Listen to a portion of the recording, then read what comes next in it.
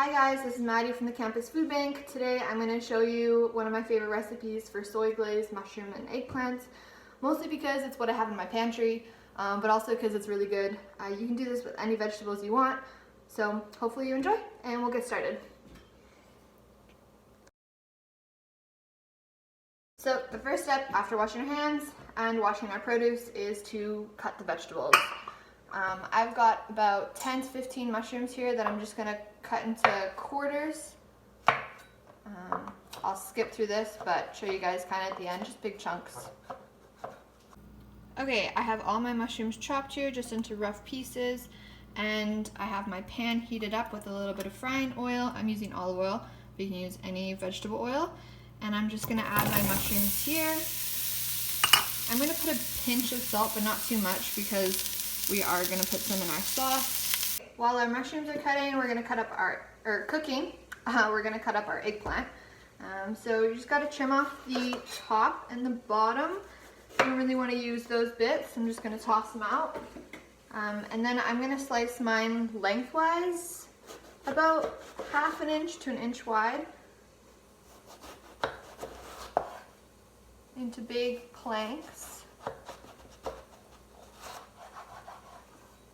And then once I have that, I'm going to cut it into long sticks, again about 1/2 inch to 1 inch wide.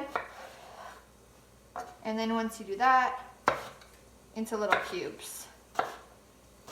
Alright, that's all my eggplant cut up. And I'm just going to check on my mushrooms now, see how they're doing. And I got it steamed up there. As they're cooking, they don't have much color and they haven't darkened much, so I'm going to leave them on a bit longer before I add the eggplant. I want them sort of soft before I get that in there.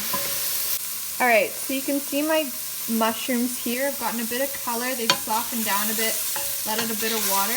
I think it's about time that I add my eggplant, so I'm going to do that now with a splash of water. Alright, so now that the eggplant is in there, a little bit of water might help it stop from sticking. And I'm just going to cook that down for about 10 minutes until the eggplant and mushrooms are both soft. It kind of depends on your preference. I don't like my eggplant too mushy, but soft is good. Alright, so while my eggplant is cooking, I'm just going to make up the sauce. Super simple. I have a 1/4 cup of soy. Here you can see that there, pre-measured, and 2 tablespoons brown sugar. You can do a little bit more, a little bit less. I don't like mine too sweet. Some people do. I'm just going to get a fork here and mix that together, kind of dissolve the brown sugar in. And then I just like to add a splash of rice vinegar and just cut some of that.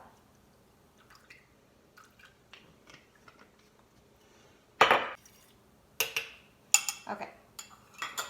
Now I also want to slice up some garlic and grate some ginger. So I've just got 2 cloves of garlic here. I'm going to slice off the root end, kind of that brown bit. I don't really want that in there. I'm going to toss it out. And then I'm just going to slice them really thin. I'm going to show you right there. Kind of like that. Just cross section. Alright, so that's all for the garlic. I'm just going to scoop it up here and put it into that soy sauce. And now I've got my ginger. So this is kind of what I had left. I freeze mine. It makes it easier to grate, and also I never use a whole thing at once. So I've got about 1 inch of ginger, and I've got a microplane. You can use a regular grater, or you can just slice it up with a knife. Bit harder when it's frozen, but should be okay. And I'm just gonna grate it down and put it in my sauce. Alright, that's all for the ginger, and you can see that the skin just kind of stayed on the one side of the grater. That's nice and easy. I didn't have to peel it or anything. Which is why I like it frozen. And that just goes right into the sauce. Last thing for the sauce is if you want a little bit of spice, you can add some diced up chili peppers.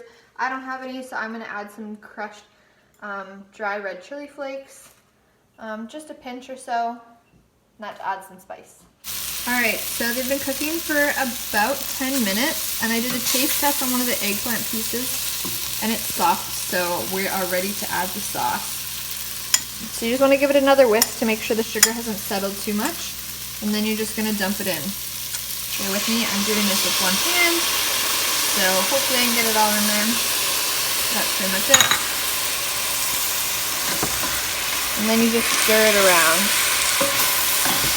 You just want to cook it enough to get the garlic and ginger softened and cooked through and to thicken the sauce.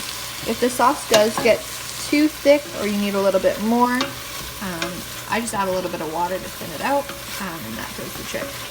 So just give that about 2 minutes and then we'll be ready to plate up. Alright, now that that's all cooking, you can figure out what you want to serve with it. I'm just going to go with whatever's in my fridge or pantry, same with the recipe. I have a spring or a chive plant that I have here, so I'm going to chop that up. And then I've got some cucumber that I'm going to thinly slice. You could serve it with sriracha mayo, with pickled onions, all that is good. I'm just going to go simple today. Also, toasted sesame seeds are really good on it, so that's an option too. To thinly slice your cucumber, I'm just going to slice off one side to make it flat, like that. And then I'm going to lay it down and slice thin little sheets of it. Alright, now that I've got all my sheets done, I'm going to stack them on top of each other, a couple high, and just slice them into thin little matchsticks or julienne. Okay, and then for my chives, I'm just going to slice them up into small little slices. Alright guys, that is it. Our plated, finished soy, eggplant, and mushroom stir fry. Like I said, you can serve it with whatever you want, and you can change up the vegetables.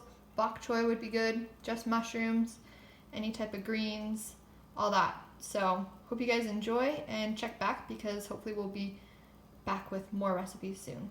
Bye.